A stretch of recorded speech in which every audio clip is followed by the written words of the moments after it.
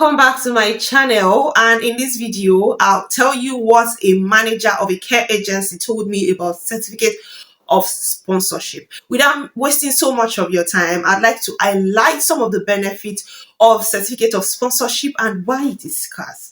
Like, if you're coming to the UK on a care worker visa, it's a huge opportunity because one, you don't have to pay for IHS, which is very huge these days, considering the recent developments made by Rishi Sunak, the Prime Minister of the UK, that has inflated the cost of IHS and visa fees. So if you're coming on like student visa, it's a lot of money compared to when you're coming on, care worker visa. So you skip that IHS pass. The second benefit is that it is sure and a direct pathway to indefinite leave to remain for those who are looking to settle in the UK at the end of the day. So unlike when you are on student visa, it doesn't lead to ILR. All the years you're spending studying and then even 2 years post-study work visa does not lead to ILR until you start a skilled job. So this is like very cheap if you think about it. It's very affordable to, come via the care worker route. However, if you are on care worker route, you cannot do any other job other than the care job. Unlike if you have come as a student, you have the opportunity to work in any sector. You can spread your wings. You can, develop yourself and then work in whatever sector that you want. But as a care assistant, it is care that has brought you to this country, and then care will sustain you and will maintain you in this country. That is just the full gist. So we all know that in 2022, it was a lot easier for people to move to the UK on the care worker visa, free of charge. But in recent times, like, it's a lot of money coming to the UK as a care assistant because people are not seeing free certificate of sponsorship. And this manager made me realize the reason why employers have refused to give out certificate of sponsorship. Not that employers don't have this COS.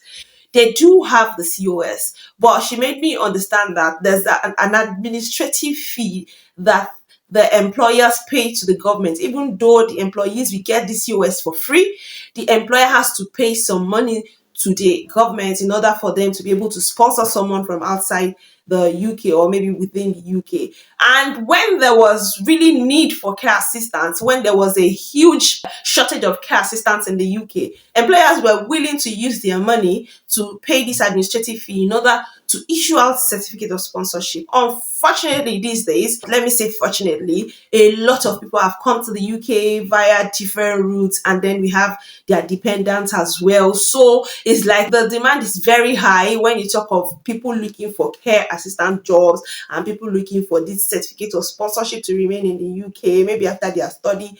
And according to economics, when the demand is high, what happens? The supply, goes down, and that's why a lot of them are hoarding this certificate of sponsorship, except it's very, very important, or except some people use what they have to get what they want. They are not willing to issue out the certificate of sponsorship, including English people. That is the bitter truth. Even some of them would tell you they are not willing to pay for this administrative fee. Not that they don't have it, but we're sorry, we're not sponsoring care assistants. For now, we're only sponsoring nurses. So that's the issue we're facing. For some people who are outside the UK, you might be thinking that, oh, if I come to the UK, even if I use what I have to get what I want and I pay for COS and I land the UK, oh, because there are so many opportunities in the UK, I can easily swap my employer and change employer and start working for an English person that would value my services and would treat me right. We have students who have spent 2 years in this country who have been on post-study work visa with the hope that they will get a job to sponsor them, but unfortunately they haven't. And some even go as far as after their post-study work visa expires, they now, apply for another master's just in order to remain in the country. Because how many people want to tell you stories back home that this is what they are facing? This is the reason why they are not sending you money, or they are refusing to come back home. Because it is considered like a shame if after you have told everybody that you are janding, and then after some time you come back home like Boshelo Loshebo. You know how demeaning and how demoralizing that can be. She went ahead to tell me some of the things that you can do in order to stand out amongst applicants, especially if you are applying for job adverts that include certificate of sponsorships that are free. Just note that free COS. So first thing is that majority of the job adverts that people post out there that involve issuing of certificate of sponsorship or certificate of sponsorship swap involve driving. You need to have either an international driving license or a UK driving license.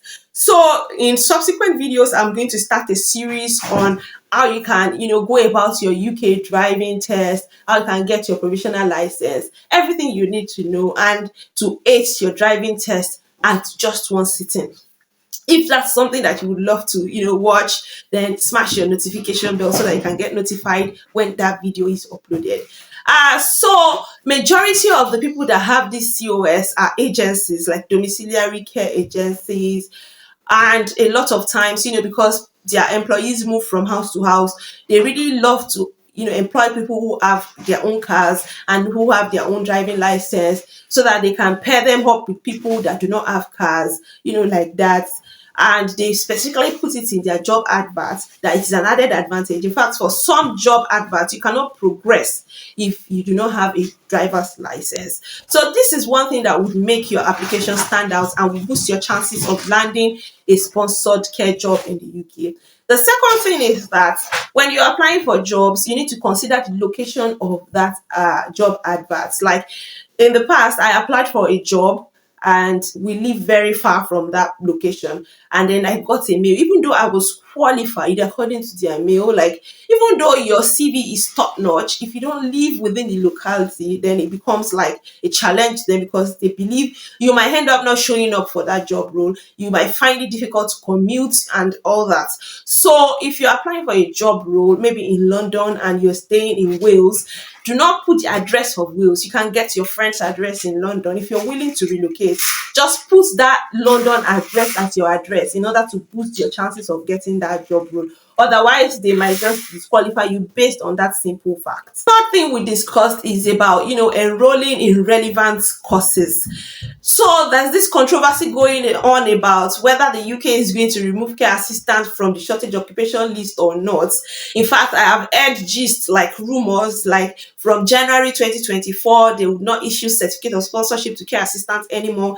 This is just the window, like the window period. From January, they would only issue certificate of sponsorship to senior care assistants.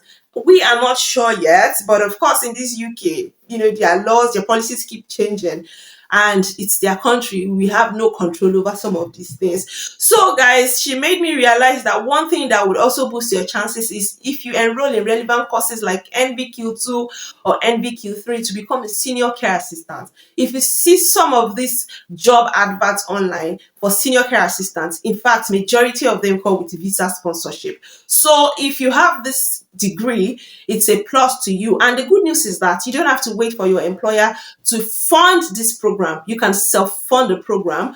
It's either you allow your employer fund the program or you pay it all by yourself. If you are waiting for your employer to fund it, then you must have lived in the UK for at least 3 years, which majority of us are not qualified for. Like a lot of people just moved in 2022 and have spent less than 3 years. So automatically that disqualifies you from being sponsored by your employer. However, you can enroll for this course online by yourself. There's a link I found on Reeds, like less than £500 to do your NVQ3 diploma course. And if you do this, if you need to do this course, then you need to be employed in a care setting, because it would require you to have like a manager or like a nurse that can, do some documentations for you, that can sign some document for you, as well as supervise you when it comes to supervision, because they have to come and supervise your work at your place of work at some point in time. So you need to have a care job already for you to be able to enroll for this course. And that's one limiting factor for those people who are not already within the UK. If you're outside the UK, to enroll for this course, you may have that challenge of supervision or documentation. But if there's a way they can go about it, please let me know in the comment section. So having this certificate will give you an edge over those people who do not have it, because a lot of care homes, a lot of agencies are looking for senior care assistants. In some care homes, they will employ agency staff as their senior care assistant almost every night. So if you have it, then you have every likelihood that your employer is going to retain you in that position. And that way you will get the experience as a senior care assistant, and you will be less bothered about whether the UK is going to remove care assistants from shortage occupation list or not. Because of course, for now, senior care assistants and nurses are not controversies. Like, there are no controversial issues surrounding whether they will continue to issue COS for these job roles or not. So the fourth one is, no matter how little your experience is, when you land the UK, please get a care job if you're looking to get COS in care sector, whether in domiciliary care, care home, or in hospital setting.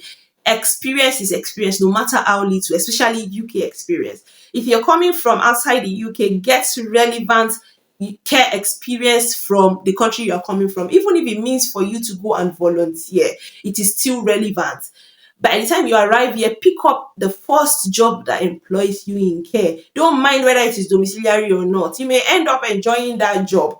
And then, even if you're not enjoying the job, just do it for like 3 months or 6 months to get the relevant experience so that they can reference you in your future applications. Because in this UK, for you to get any job, you need your employer to reference you. Your certificate is not as important as your experience. That is the bitter truth about getting a job in the UK. And that's why a lot of students come to do masters. They even hate, they come out in flying colors. First class students, you see them, they end up in NHS doing care jobs and then looking for sponsorship in care sector, because your certificate does not really give you what you want if you have not studied as an undergraduate in the UK. So it's just some few courses, maybe tech courses, that can give you an edge, and after your masters you can land a job. But even at that, you need relevant experience. I have a friend that actually did data analytics in masters level in this UK, and now she's volunteering with NHS to do her data analytics. That experience is going to help her a lot in order to get a job when she's done schooling. So that's the way the system is here. Fifth point is that if you're looking to stand out amongst job applicants in care sector, then you need to optimize your CV. This is one secret in unlocking your opportunities in the UK, whether in care or any sector whatsoever. When you're sending out your CV, you don't just have one CV for all the job opportunities out there. You need to tailor each CV to match each job role. And how do you do that? I made a video on how you can tailor your CV to match a job role. Do well to check that video out, because I'll leave the link to that video in this particular video. And finally is that you shouldn't give up. Just keep applying, and you may not know, luck may smile on you. There are still opportunities there. Even me, I used to think that there were no certificate of sponsorship free ones anymore, but I still see a lot of advertisements. I still see a lot of them, and that makes me believe that yes, there are still free certificate of sponsorships, although they require you to be outstanding. Like, you need to have something extraordinary, like some of the things listed in this video. So if you have found value in this video, why not like this video for me? Please like the video, share this video, and smash the subscribe button. And I hope to see you in my next video.